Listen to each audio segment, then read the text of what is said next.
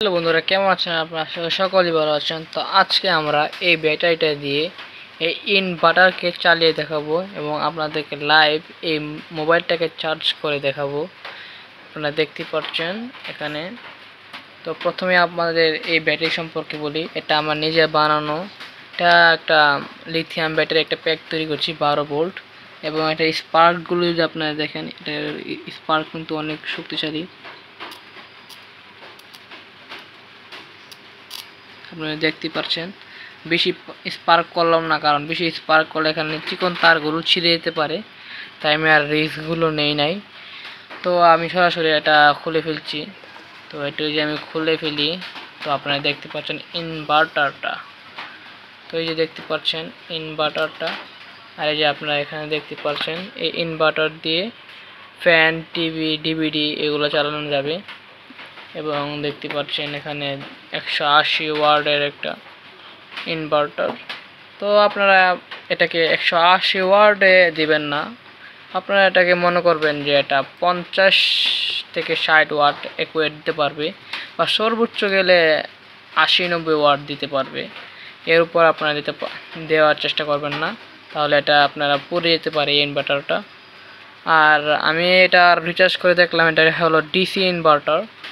তো আমার থেকে ইনভার্টারটা লাগলো 450 টাকা। আমার দাম মতে এটা 450 টাকার মতো কোয়ালিটি নয়, এটা আরও কম রাখা উচিত ছিল। তো আপনাদেরকে দুঃখিত, এই চার্জারটা নষ্ট ছিল তাই আপনারা দেখাতে পারলাম না। তো আমি একটা নতুন চার্জার নিয়ে আসলাম। তো এই চার্জার দিয়ে আপনাদের দেখাচ্ছি। এই যে আপনারা দেখতে পাবেন এখানে লাগানোর সাথে সাথে এই যে এখানে লাইন এসে পড়বে। এই যে দেখতে পাচ্ছেন এখানে 93% আগে থেকেই আছে। তো আপনারা দেখতে পাচ্ছেন এখন চার্জ হচ্ছে।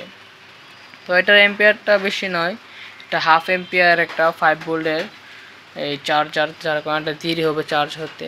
এবং আপনাদের লাইভ টেস্ট দেখিয়ে দিব যে এটা কত এম্পিয়ার খাইতেছে আপনাদেরকে। এটাকে এম্পিয়ারে সেট করে নিই। তো এটাকে এম্পিয়ারে সেট করতে হলে আমাদের এই লাল পয়েন্টটিকে উঠিয়ে আমাদের নিতে হবে এই 3 নাম্বার কাটায়, এবং এটাকে নিতে হবে 10 এম্পিয়ারে। তো যার কারণে আমি একটু শক্ত করে এটাকে আমি 10 এম্পিয়ারে সেট করে নিচ্ছি। তো 10 এম্পিয়ার সেট করা শেষ। তো এখানে আমি এটা সিরিজে কানেক্ট করে দেব। তো সিরিজে কানেক্ট করার জন্য আমাদের এটাকে এখানে এবং এইটাকে এখানে কানেক্ট করলে আপনারা দেখতে পাবেন এখানে প্রায় 0.37 এরকম এম্পিয়ার খাচ্ছে।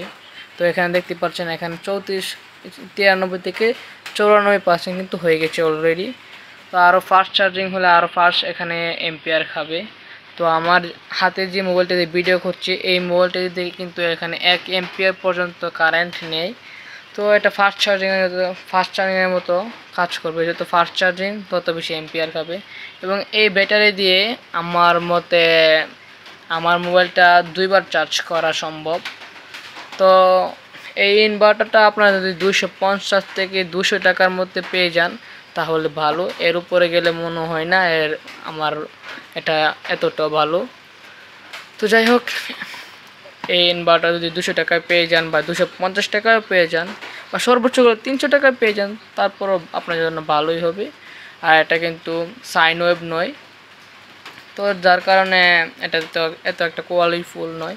কিন্তু যাই হোক, এটা আমাদের সৌর বিদ্যুৎ দিয়েও কাজ চলে। সৌর বিদ্যুৎ যদি কমপক্ষে 2 এম্পিয়ার থাকে তাহলেও এটা চলে নিতে পারবে। তো যাই হোক, আজকের ভিডিও এই পর্যন্তই। টেল দেন, টেক কেয়ার, আসসালামু আলাইকুম।